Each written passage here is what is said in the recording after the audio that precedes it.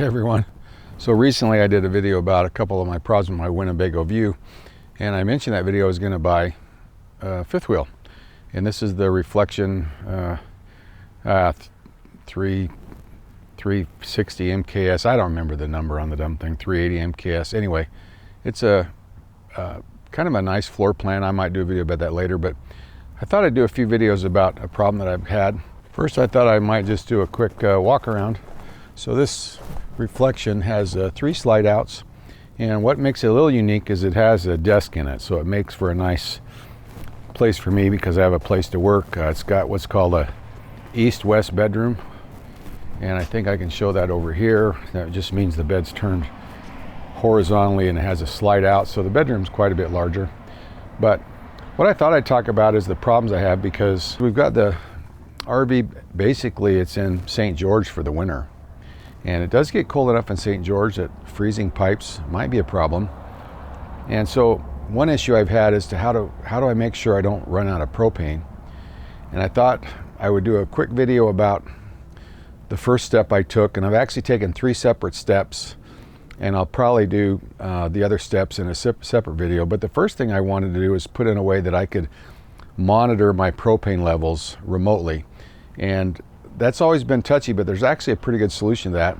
Let me just pull my propane bottle out here, and we can show what I've done and talk about this little device I bought, which is, I think it's called Mopeka, and it really has worked well. I'll be right back.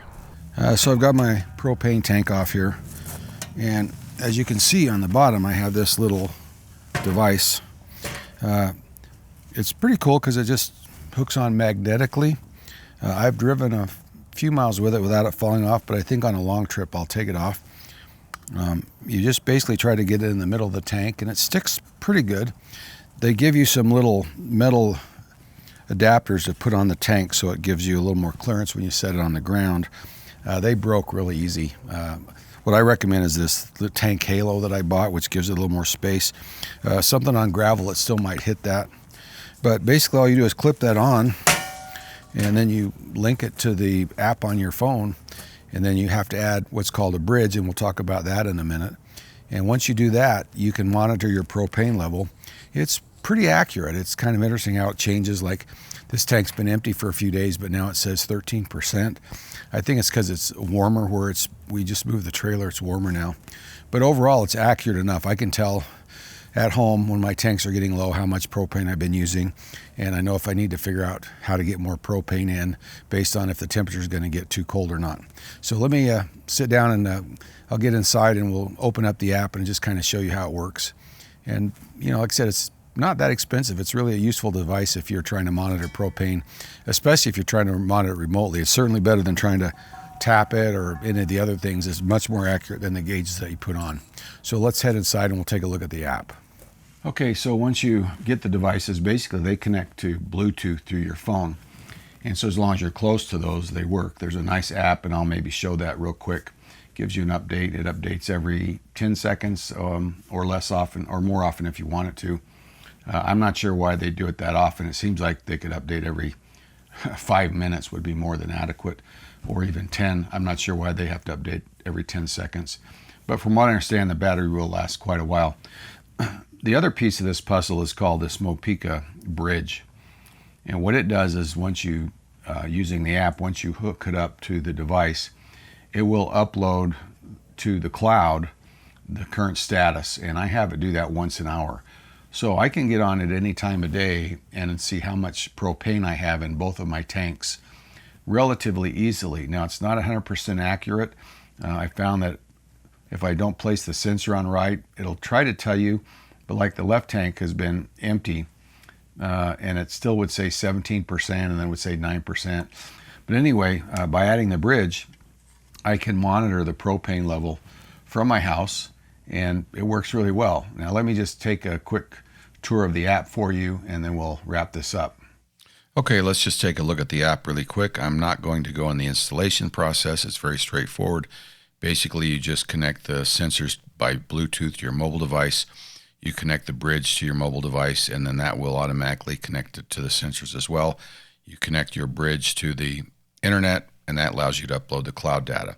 Let's take a look here. You can see that I have my 2 tanks showing 175%, the other's still full. This was updated to the cloud about an hour ago, and I've got it set currently to do it once an hour. I can touch and see a little bit more graphical information if I desire. Notice here the one thing, that this little quality thing at the top, this is telling me how well the app thinks I've placed the sensors on the bottom of the tank, how accurately. It is fairly important you get them in the right position, but I haven't found it super critical or hard to do. You do have a set at the bottom when you're putting the sensors on, which will give you feedback as you're doing it. A little hard to do because if the tank's sitting on the ground, you can't really adjust the sensor. But you have to be local to do that because that works directly through the Bluetooth. As I mentioned, I'm 300 miles away from this RV, so I'm just trying to monitor my tanks in case the weather gets cold enough that I go through too much propane and I need to get a friend to go and fill it up. Or normally I go down often enough, it's not a problem. So this is just more to be safe than sorry. The bridge you can see at the top, and I've got the 2 sensors connected to the bridge. The bridge access to the internet, so once an hour I get an update of the tank level. I basically look at it each morning. It also does notifications to your mobile device, so if your tanks get low, it will start letting you know that it's low or it's empty. And to me, that's actually a good thing in ways, but sometimes a little annoying because it does it way too often. And I haven't found out a way to say, look, you don't have to notify me every 10 minutes that my tank's empty. There's probably a way, and I'll have to figure that out. Anyway, it's a really accurate device. I don't think there's anything out there that's more accurate than this, at least not that I know of, and especially one that can let me know remotely how much propane I have had in my tank. All right, well, that does it. I think it's a pretty good product. It's definitely the best way to monitor, especially remotely, your propane levels. I will put a link to where you can buy these down in the description below. I've seen several other videos from other RV people on YouTube. Just thought for the heck of it, I'd make my own version of it.